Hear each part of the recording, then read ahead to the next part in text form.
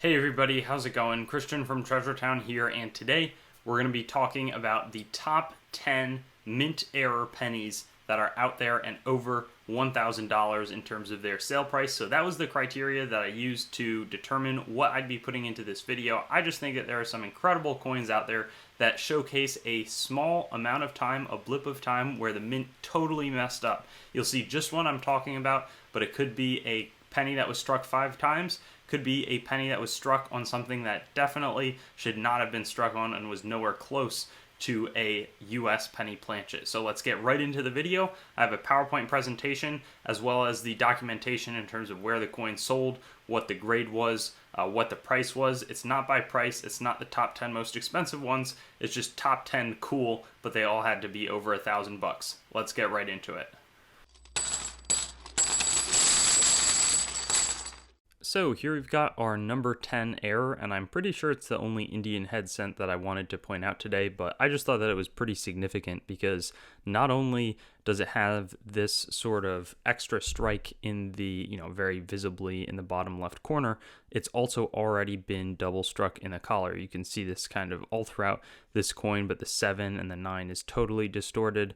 You have the kind of the lettering it's all doubled. It's not like double die, but it's twice there. You can also see over here in the wreath, and then this third strike gets placed well off center.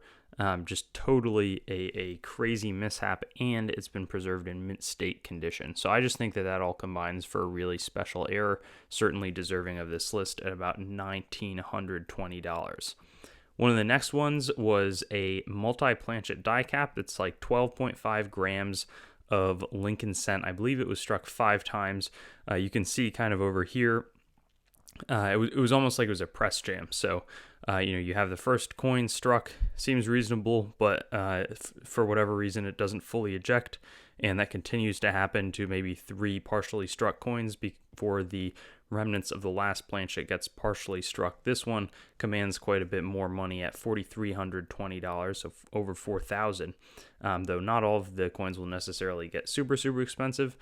This one, they're all over $1,000. This one was struck on a washer, so literally, it made its way through. And normally, you would think that these would get filtered out, but it's often easier if it's struck on a smaller planchet because I believe the way control works, they're filtering all of the struck planchets through certain kind of holes. So if it's way bigger, it'll get caught. But if it's small, maybe it sneaks out somehow. And in this case, it's a small little steel washer, made its way in the, where the planchets were going into the dies gets struck, and it's a $7,500 coin.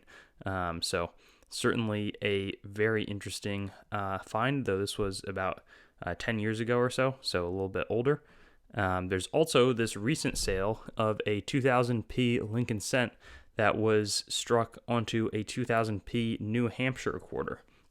So I've actually seen multiple of these, and I knew that was multiple because of the way that they were struck, but however it happened, some quarters made their way into the cent dies. I think it's more interesting that it's struck into an already struck coin. It really doesn't make a lot of sense to me, no pun intended, but it clearly was something that people thought was unique enough to pay up to $13,200 for.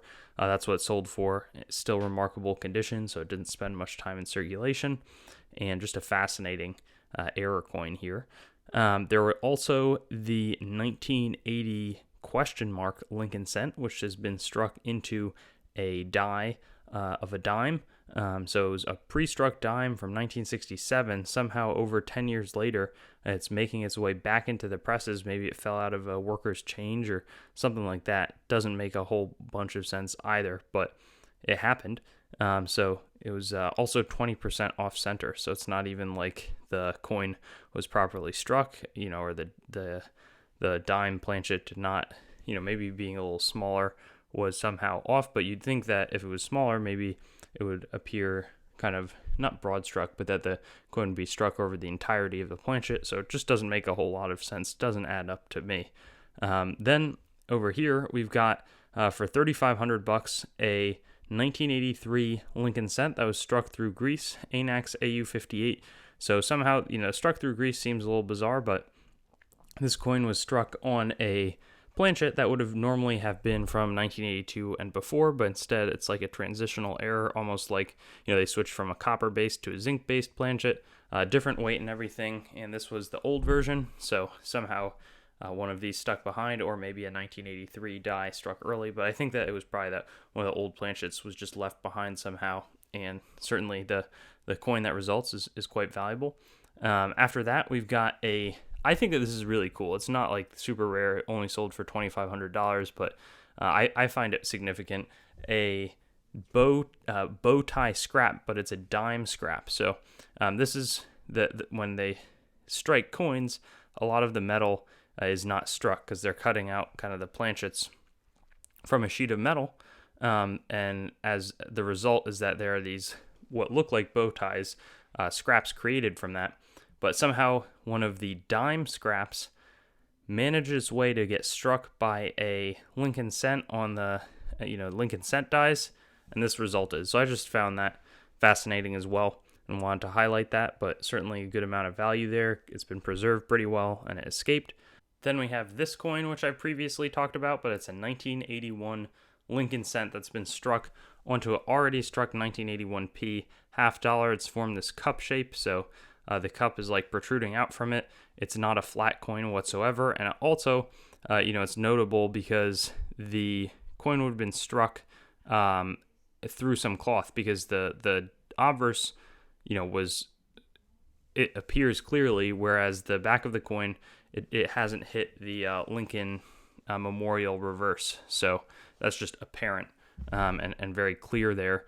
And, again, 13,000 plus is the number that people paid for it. After that, I think we have the number 2 coolest error penny here.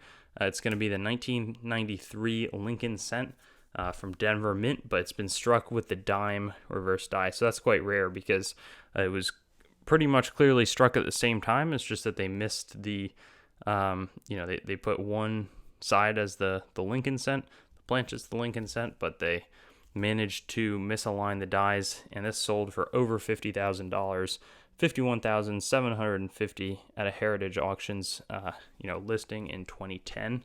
And then lastly, but not least, I think that it's cooler, even though it's sold for a little bit less, was the 1943 Lincoln cent Overstruck on a Cuba 1 centavo coin. So this sold for $38,200, but there's all these crazy, in the wartime, it was hectic over at the mint.